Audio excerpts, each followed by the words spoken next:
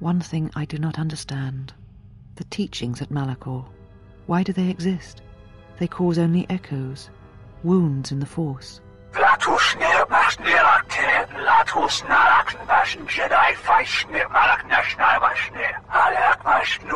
A beacon? For who? The Sith have appeared in many forms across Star Wars media, from the Bainite Order seen in the films to the ancient empires of the Old Republic era. But perhaps the coolest version of the Sith never made an official appearance. This was the original concept of the true Sith, the intended antagonists of Star Wars Knights of the Old Republic 3. KOTOR 3, as you may know, was cancelled and replaced by Star Wars The Old Republic, who implemented the true Sith in the form of Darth Vitiat's reconstituted Sith Empire. But the original plans for the true Sith were pretty different from what we ended up getting, so in this video, we'll be discussing the original version for this enigmatic ancient empire.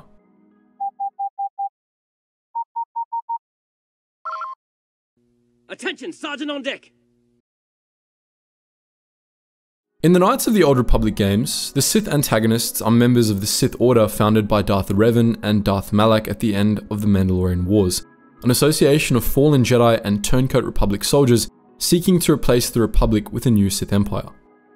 The canon story of KOTOR 1 ends with the defeat of these Sith and the dissolution of their empire, with KOTOR 2 involving a war against the Empire's remnants, led by a triumvirate of powerful Sith Lords. The members of this Sith triumvirate and their followers are very different from the Sith Lords of the prior game, however. Their war is a quiet thing waged solely against the Jedi. They do not care about the Republic or territorial conquest, only the extermination of their ancient enemies. Additionally, they use techniques unlike anything seen in the prior game.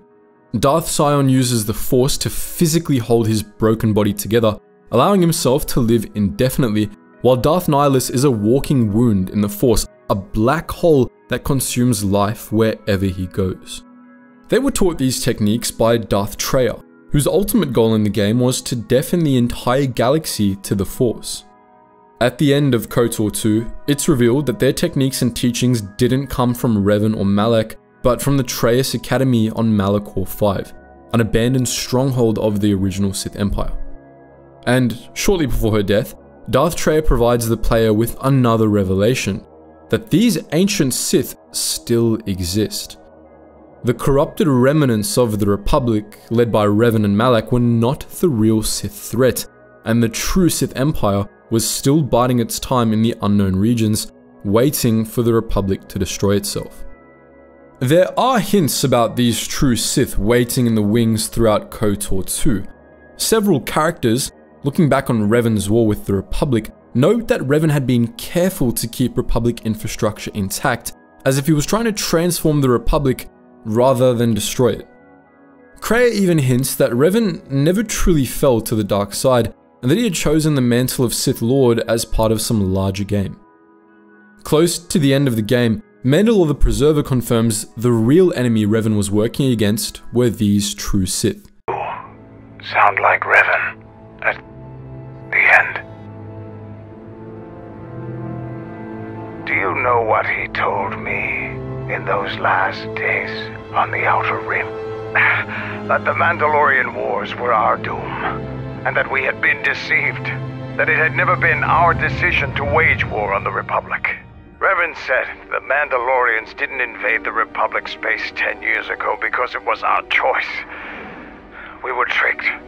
Our entire people sacrificed as pawns, and never knew it.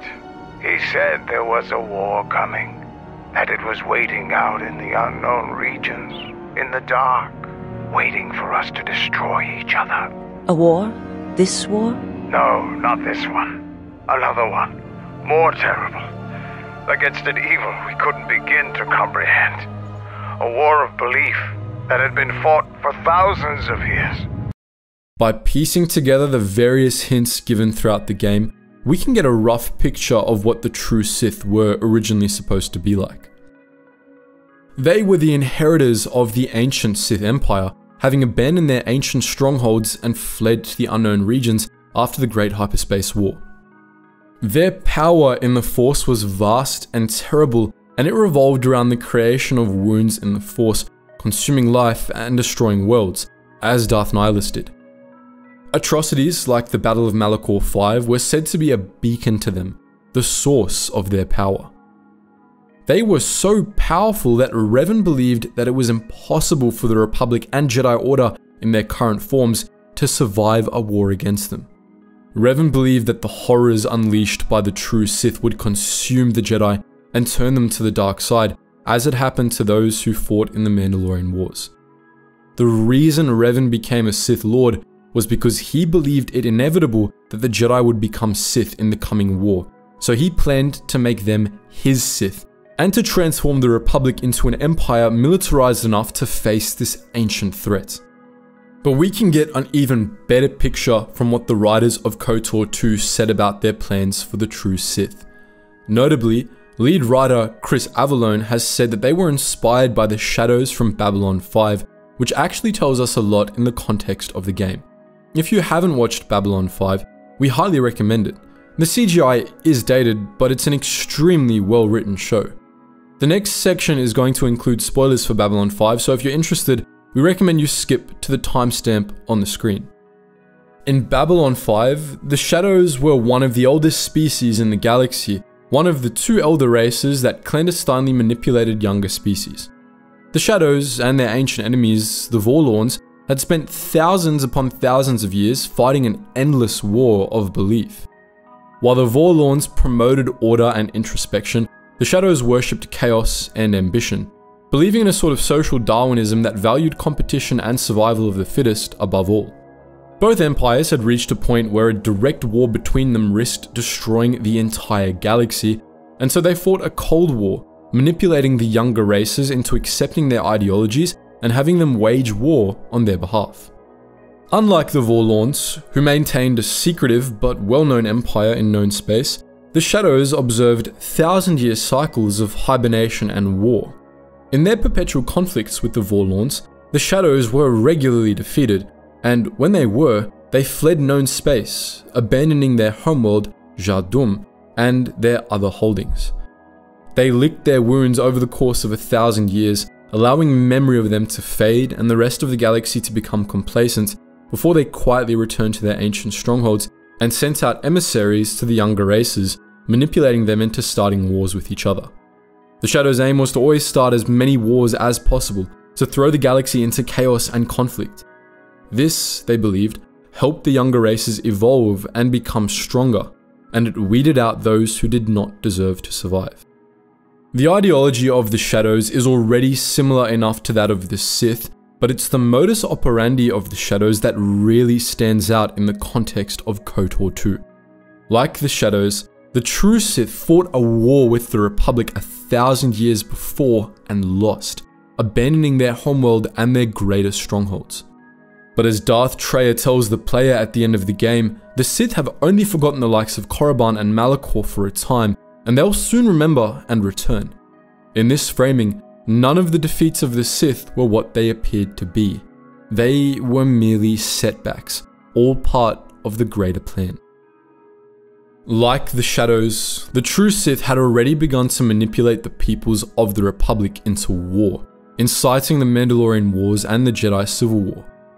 Based on what we know about their techniques, we can also assume that the ultimate aim of the true Sith was like that of the Shadows as well, to plunge the galaxy into unending genocidal war, to create chaos and conflict to spur what they viewed as evolution and strength. This brings us back to Darth Traya, whose plans and beliefs, it was revealed, were based in the philosophy of the true Sith. Unlike her, the true Sith didn't want to deafen the galaxy to the Force, but they did wish to wound it, to subject it to their wills.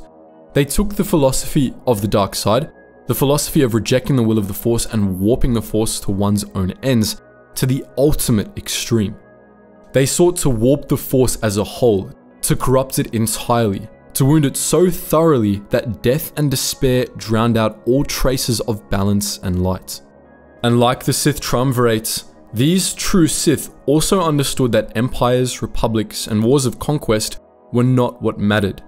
To them, as to the Triumvirate, all that ever mattered was their war of belief, their battle with the Jedi for control of the Force. The true Sith had an empire, but it was a means to an end, and not an end in itself, because if the Jedi were to be destroyed, if the Sith were to control the Force, then they would win, regardless of whether or not the galaxy was ruled by a republic or an empire. All the military might of the various Sith empires and of the Republic, all the fleets and armies and firepower in the galaxy was insignificant compared to the power of the Force. From KOTOR 2's perspective, that was what really made these true Sith distinct from the pretenders in the Republic. They were an empire of belief, not of machines and soldiers, and the triumph of their belief was all they cared about. It's unfortunate that BioWare didn't lean into this vision of the true Sith more for the Old Republic, and especially that their true Sith empire was still an empire of machines instead of belief. But what's done is done, and there's still plenty to enjoy about what we got. But what do you think? Would you have preferred the original vision for the true Sith to what we got? Or do you prefer Vitiate's empire? Feel free to post your thoughts in the comments section below, and as always guys, thank you so much for watching, and I hope to see you in the next video.